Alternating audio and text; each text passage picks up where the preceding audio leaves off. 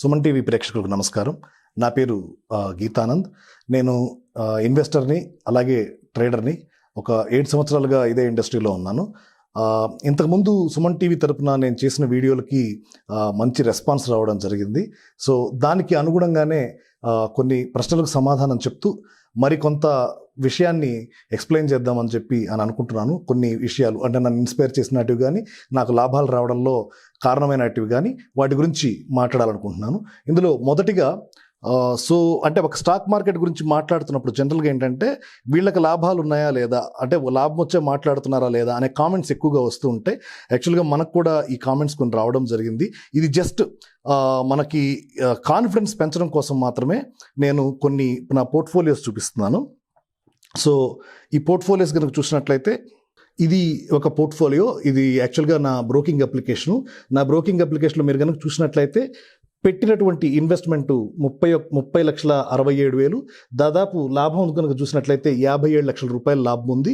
ఇది ఈ గత 2 సంవత్సరాల్లో వచ్చినటువంటి లాభం కింద చెప్పుకోవాలి. దాదాపు 88 లక్షల రూపాయలు ఓవరాల్గా అకౌంట్లో ఉంది. సో ఈ పోర్ట్ఫోలియో ఇది పరిస్థితి. ఇంకొక పోర్ట్ఫోలియో కనుక చూసినట్లయితే దాదాపు 86 లక్షల దాకా ఇన్వెస్ట్మెంట్ చేయడం జరిగింది. ఇప్పుడు ప్రస్తుతానికి దీంట్లో 41,79,000 దాకా ప్రాఫిట్ ఉంది. అంటే 44% రిటర్న్స్ ఉన్నాయి.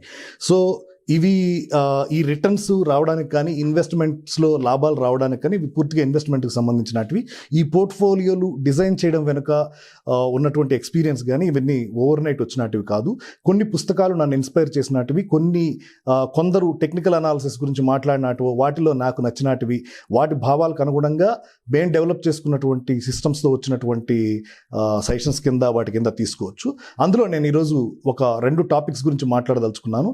సో మార్కెట్లోకి వచ్చిన కొత్తల్లో నష్టాలు పాలవుతున్నప్పుడు, ఎవరిని ఫాలో కావాలో తెలియనప్పుడు, ఏది ఎక్కడ మొదలు పెట్టాలో తెలియనప్పుడు నన్ను ఇన్స్పైర్ చేసిన బుక్స్ ఒక 2 ఉన్నాయి. ఒకటి వచ్చి టర్టిల్ ట్రేడింగు, ఇంకోటి వచ్చి హౌ ఐ మేడ్ $2 మిలియన్ అని ఒక బుక్ నికోలస్ డార్వాస్ రాశారు. సో దానికి సంబంధించినటువంటి బుక్ ఇది, how I made $2 million in the stock market. So ఈ నికోలస్ డార్వాస్ అనే వ్యక్తి గురించి మొట్టమొదటి మనం మాట్లాడుకున్నట్లయితే, ఇతను ఒక ట్రూప్లో డాన్సర్. ఇది 1950, 1960లో జరిగినటువంటి కథ. సో ప్రపంచవ్యాప్తంగా కూడా బాల్ రూమ్ డాన్సర్గా అతను తిరుగుతూ ఉండేవాడు. అయితే ఒకసారి అనుకోకుండా కెనడాలో ఒకళ్ళు డబ్బులు ఇవ్వలేక ఒక క్లబ్ వాళ్ళు అతనికి షేర్స్ ఇవ్వడం జరిగింది. మొట్టమొదటిసారిగా షేర్స్ అనే వాటి మీద అతనికి ఇంట్రెస్ట్ అక్కడ మొదలైంది. తర్వాత స్లోగా ఆ స్టాక్స్లో తను ఎలా ఇన్వెస్ట్ చేయాలి, ఏం చేయాలి అనేది తెలియకుండా ఏదో ఇన్వెస్ట్మెంట్ చేసుకుంటూ ఉండేవాడు. తర్వాత వచ్చేటువంటి ప్రైజులు అక్కడి నుంచి తెప్పించుకొని దాన్ని పేపర్ మీద రాసుకుంటూ ఉండేవాడు. తర్వాత స్లోగా అతను ఒక థియరీ డెవలప్ చేశాడు. దాన్నే డార్వాస్ బాక్స్ థియరీ అంటారు. సో మీరు గూగుల్లో కనుక వెళ్ళి డార్వాస్ బాక్స్ థియరీ అని కనుక ఒకసారి టైప్ చేసినట్లయితే, నికోలస్ డార్వాస్ కానీ డార్వాస్ బాక్స్ థియరీ అని కానీ మీరు టైప్ చేసినట్లయితే మీకు డీటెయిల్డ్ ఇన్ఫర్మేషన్, అంటే ఎలా గీయాలి, ఏం గీయాలి, A to Z ఎక్స్ప్లెనేషన్స్ మీకు ఆన్లైన్లో ఫ్రీగా దొరుకుతున్నటువంటి పరిస్థితి. సో డార్వాస్ బాక్స్ అని ఒక థియరీ మొదలుపెట్టిన తర్వాత అతను చాలా తక్కువ టైంలోనే దాదాపు $2 మిలియన్ దాకా కూడా సంపాదించడం జరిగింది. సో ఒక 2-3 సంవత్సరాల తర్వాత తనకు ఒక ఆలోచన వచ్చింది. దాదాపు $2 మిలియన్ సంపాదించాము, ఇంకా పార్ట్ టైంలో చేస్తేనే నేను ఇలా సంపాదిస్తున్నానంటే, ఫుల్ టైంలో కనుక వచ్చానంటే నేను బిలియన్స్ సంపాదిస్తాను అని అనుకొని తను ఏం చేశాడంటే, తన దగ్గర ఇప్పుడు బాగా డబ్బు ఉంది కాబట్టి, ఇది 1970s 1980s ఆ టైంలో చెప్తున్నాను, 1960s టైంలో. అప్పట్లో 2 మిలియన్స్ అంటే చాలా ఎక్కువ అమౌంట్ అనమాట. సో తను ఏం చేశాడంటే న్యూయార్క్ షిఫ్ట్ అయ్యాడు. న్యూయార్క్లో వాల్ స్ట్రీట్లోకి షిఫ్ట్ అయ్యి అక్కడ ఒక ఆఫీస్ తీసుకున్నాడు.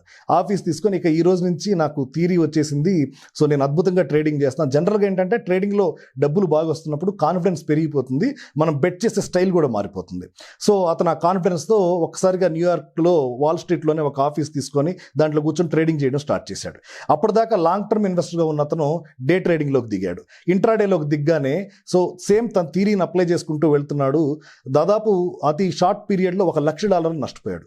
అప్పుడు అతనికి ఆలోచన వచ్చింది, ఇన్ని డాలర్లు $2 మిలియన్లు సంపాదించి నేను ఇంత పెద్ద అమౌంట్ ఎలా పోగొట్టాను, నేను ఎక్కడ ఫెయిల్ అవుతున్నాను అని తను ఆలోచిస్తున్నప్పుడు తనకు ఒకటి అర్థమైంది. తన ఫెయిల్యూర్కి కారణం ఏంటంటే అతని చెవులు. నిజమే, అతని చెవులే కారణమయ్యాయి. చెవులకి ట్రేడింగ్కి సంబంధం ఏమంటారా? అతను ఇంతకుముందు బయట తిరుగుతూ ఉన్నప్పుడు ఎవరు న్యూస్ వినేవాడు కాదు. తనకి ఏ థియరీ అయితే తెలుసో ఆ థియరీ ప్రకారం తను ఏదైతే డిజైన్ చేసుకున్నాడో దాని ప్రకారం బాక్సులు కొట్టేవాడు, ఆ బాక్స్ దాటినప్పుడు బై చేసేవాడు, ఆ బై చేసిన తర్వాత అది ప్రాఫిట్ ఇచ్చేది. సో ఇప్పుడు ఇక్కడికి వచ్చాక ఏం చేశాడంటే నికోలస్ డార్వాస్ పక్కన వాళ్ళు మాట్లాడడం మొదలుపెట్టాడు. ఆ స్టాక్ పడిపోద్దంట, ఈ స్టాక్ పెరుగుతుందంట, దీనికి ఫండ్స్ వస్తున్నాయంట, దానికి CEO రిజైన్ చేస్తున్నాడంట. ఈ న్యూస్లన్నీ కూడా అతని మీద ఇంపాక్ట్ చూపించడం మొదలుపెట్టాయి. దాంతో అతను డిఫరెంట్ స్టాక్స్ ఆడడం ఇవన్నీ కూడా అతనికి నష్టాలకు కారణమయ్యాయి. అలాగే డే ట్రేడింగ్లో ఉండే వోలటాలిటీ కూడా అతనికి నష్టానికి కారణమైంది. ఇవన్నీ అర్థం చేసుకున్న తర్వాత అతను మళ్ళీ ఒక్కసారి రీగెయిన్ కావడం కోసం ఈ మొత్తం అన్నీ కూడా క్లోజ్ చేసేసి తను ఇంతకుముందు ఏదైతే నమ్మాడో దాంట్లోనే మళ్ళీ తిరిగి కొద్దిగా ఇన్వెస్ట్మెంట్ చేయడం మొదలుపెట్టాడు. ఒక్కసారి స్టాక్ మార్కెట్లో ఫామ్ కోల్పోయినా, ఒక్కసారి నష్టాలు బాట పట్టినా తిరిగి ఫామ్లోకి రావాలంటే చాలా కష్టం. ఆ కాన్ఫిడెన్స్ బిల్డ్ కావాలంటే చాలా కష్టం. మొట్టమొదటి మనం సంపాదించిన ఫ్లూక్ ఏమో, ఈ పోగొట్టుకుందే రియల్ ఏమో అనే భయం అందరినీ వెంటాడుతుంది. మనకని కాదు, అందరికీ కూడా వెంటాడుతూ ఉంటుంది. సో ఆ భయంతో తను తక్కువ ఇన్వెస్ట్మెంట్ చేసుకుంటూ వచ్చి మళ్ళీ $8 లక్షల సంపాదించిన తర్వాత తనకు కాన్ఫిడెన్స్ వచ్చింది. ఇలా తను మార్కెట్లో భారీగా సంపాదించడం జరిగింది. అయితే ఈ నికోలస్ డార్వాస్ బాక్స్ థియరీ అంటే ఏంటో మీకు ఎక్స్ప్లెయిన్ చేస్తాను. దీని గురించి పూర్తి చార్ట్లు, వీటికి సంబంధించిన ఇన్ఫర్మేషన్ మీరు గూగుల్లో వెతుక్కున్న బేసిక్ కాన్సెప్ట్ ఏంటంటే, కొత్తగా ఒక స్టాక్ గనక హై క్రియేట్ అయింది అంటే తర్వాత అలా హై క్రియేట్ అవుతూ పోతుంది. ఒక చోట ఎక్కడో కన్సాలిడేట్ అవుతుంది, మళ్ళీ తిరిగి పైకి వెళ్తుంది. ఇది ప్యాటర్న్. అంటే స్టాక్ పెరిగేటప్పుడు స్ట్రైట్గా ఇలా పెరగదు. ఒక రోజు పెరుగుతుంది, 2 రోజులు పెరుగుతుంది, తర్వాత 3వ రోజు పెరిగిన తర్వాత అక్కడక్కడే కొద్దిగా కన్సాలిడేట్ అవుతుంది, మళ్ళీ ఆ స్థాయి నుంచి పైకి వెళ్తుంది, ఇలా పైకి వెళ్తూ ఉంటుంది. సో మరి ఎలా పట్టుకోవాలి? ఇతను ఏం చేసేవాడు అంటే ప్రతిరోజు హైలు రాసుకుంటూ వచ్చేవాడు. ఓకే, ఈరోజు హై క్రియేట్ అయింది, తర్వాత రోజు కూడా హై క్రియేట్ అయింది, అంటే ట్రెండ్ అప్లో ఉంది. మళ్ళీ తర్వాత రోజు కూడా కొత్త ప్రైస్, కొత్త హై ప్రైస్, అంటే నిన్న 100 ఉండేది ఈరోజు 110 అయింది, రేపు 120 హై టచ్ చేసింది, అంటే కొత్త ప్రైజ్లు వస్తున్నప్పుడు. ఎప్పుడైతే ఈ 120 దాటకుండా ఒక రోజు మొత్తం ట్రేడ్ అవుతుందో అక్కడి నుంచి అతను చూస్తూ ఉండేవాడు. అక్కడ ఒక బాక్స్ కొట్టుకుంటా వచ్చేవాడు, అంటే ఈ 120 దగ్గర నుంచి బాక్స్ కొట్టుకుంటా వచ్చేవాడు. ఎప్పుడైతే ఈ 120 ప్రైస్ దాటుతుందో మళ్ళీ తిరిగి అతను అక్కడ బై చేసేవాడు.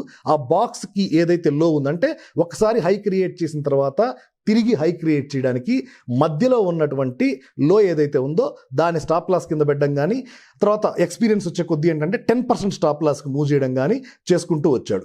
సో దీన్నే డార్వాస్ బాక్స్ థియరీ అంటారు. అంటే ఇప్పుడు జనరల్గా ఏంటంటే న్యూటన్ లాస్ గురించి మాట్లాడుకునేటప్పుడు గమనంలో ఉన్నటువంటి వస్తువు అలా ప్రయాణిస్తూనే ఉంటుంది ఏదైనా అడ్డొచ్చేంత వరకు అనే థియరీ లాగే స్టాక్ మార్కెట్లో కూడా ఒక స్టాక్ గనక కొత్త హై క్రియేట్ అయింది అంటే ఆ తర్వాత అది మళ్ళీ హైస్ క్రియేట్ చేస్తూ ఉంటుంది.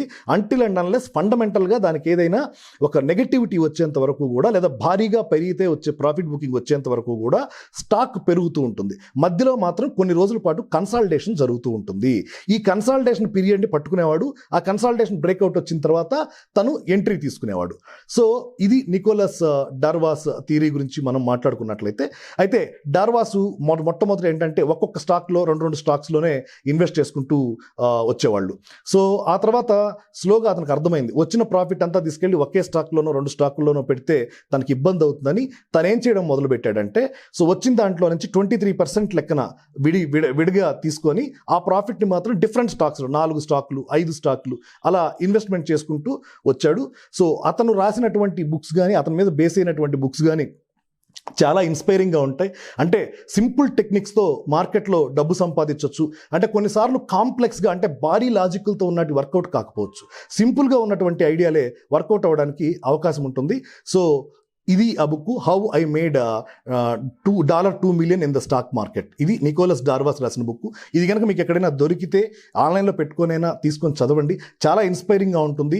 దీంట్లో తను ఎప్పుడు కొన్నాడు, ఎక్కడ బాక్స్ కొట్టాడు అనేది కూడా క్లియర్గా రాసుంటాడు, తనకు డబ్బులు వచ్చినటువంటి స్టాక్స్ గురించి కూడా. అయితే ఇతని మీద కూడా కొన్ని వివాదాలు ఉన్నాయి. ఇతను టైమ్స్ మ్యాగజైన్లో వాటిలో ఫేమ్ అవడం మొదలుపెట్టిన తర్వాత ఒకసారి ఇతను ఇంత సంపాదించలేదు, ఎక్కువగా క్లెయిమ్ చేస్తున్నాడు, ఇతను కేవలం సంపాదించింది $2,16,000, దాన్ని $2 మిలియన్ అని అంటున్నాడు అని కోర్టులో కేసు వేయడం జరిగింది. అయితే చివరికి అది ప్రూవ్ కాలేదు. ఎందుకంటే అప్పట్లో బ్రోకర్ అకౌంట్స్కి యాక్సెస్ ఉండేది కాదు. చాలా చోట్ల బ్రోకింగ్ అకౌంట్లు ఉండేవి, వాటన్నిటిని తీసుకొచ్చి చూస్తే కానీ అర్థమయ్యేది కాదు. అయితే అతని క్లెయిమ్స్లో ఎలాంటి ఫాల్స్ లేదనేది తర్వాత ప్రూవ్ అయింది.